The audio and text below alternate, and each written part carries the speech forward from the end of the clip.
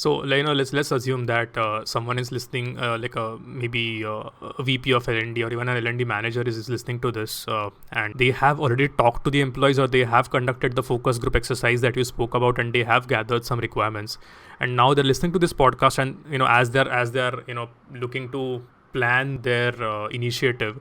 And let's say they're right at the start. Okay, so the thought process has been done, maybe the skill gap analysis has been done, the learning path has been designed to an extent, or Sure. maybe they're at the start of designing the learning path, right? So in that case, where do they begin? Because they know that, okay, Dr. Kshitij says that, okay, we have to focus on employees, we get that, but I'm just like, it's such a big project, I don't know where to start. So what could be a few pillars, or what could be a few good starting points for them, so that they can start increasing this employee participation, or increasing the employee experience in the whole process? So if I understand your question right, Pranav, just help me formulate the question. If I am a L&D manager and I want to have a good adoption or participation of my L&D program, what are some of the key elements I need to take care of, or what can be a beginning foundation steps to do it? Exactly. Yes, that's correct. One of the famous saying which I just love it across, and that's why people fall in love also today, is one shoes does not fit all. But when it comes to learning, let's take a simple example of communication skill. Whether am I 10-year experience, 8-year or 2-year experience, all of you put us into a grammar kind of a training kind of a program without actually conducting my pre-assessment and trying to know, am I already beyond the training program's level? So my natural participation will never happen. So always allow people to get experimented. Make an assessment not a mandate, but an option for them to check. Once they know, there are two areas. In communication, there is speaking where I'm good, grammar I'm good, but vocab and structured writing is something where Dr. Kshitij Deshmukh is not up to the mark.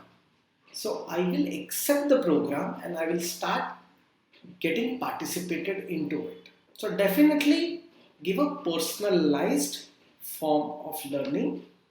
Also start with some kind of pre-assessment to show them a mirror, if I use that word correctly, so that they know and there is a buy-in from their side.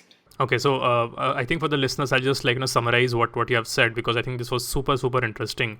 I think it will be tempting for me to, let's say, if there's a business unit of that consists of, let's say, 40 team members, for example, it's very tempting for me to have like a one size fits everyone kind of an approach, where I put all of them through a similar training, just because I've got some anecdotal data that okay, these guys, for example, need they are customer facing, but that, let's say, the communication is not great, and so we have to improve their communication. That's the brief that the L&D manager gets, and then he starts implementing the program.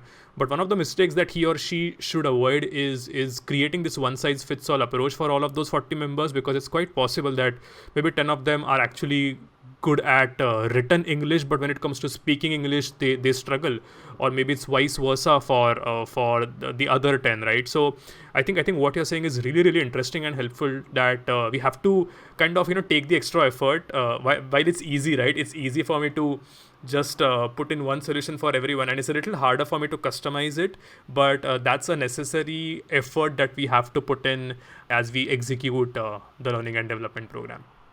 Perfect, Pranav. And I'm just adding one more layer out here is many times if I'm a 5-year, 8-year experience project manager, business analyst, typically from IT, I already talk day in and day out to customer. I get a lot of appreciation mails. But I'm put into com skills training program, my acceptance is very low. I say, hey, I don't need it yet. My manager is being too harsh onto me. So go ahead, make one assessment plugged into the system, which tells me actually where do I stand as compared to the required norms. So when I start the program, I have a mental buy-in. Yes, I need this program, and that's why I am here, and I will take extra efforts to learn, implement the learnings, and bring that specific thing out. That's my point. If I understand you correctly, what you're saying is, showing them the mirror, as you said, which I think is a fascinating term. Just maybe having a pre-training assessment where you give them some, let's say, proof, or you actually show them the report, which then tells them that, okay, this is not a bias, this is not something that we feel that's why you're doing. It's something because that's the reality of it. This is the report, and that's why you should participate in this programming. Absolutely correct. And one more dimension just to add out here, Yeah. how as an L&D manager, you can get buy-in from the employee side is, see, typically, let's continue with the same comp skill example. So there is a person called Ramesh who is working as a part of my team. He feels he's a rock star, but assessment reveals that there are certain gaps.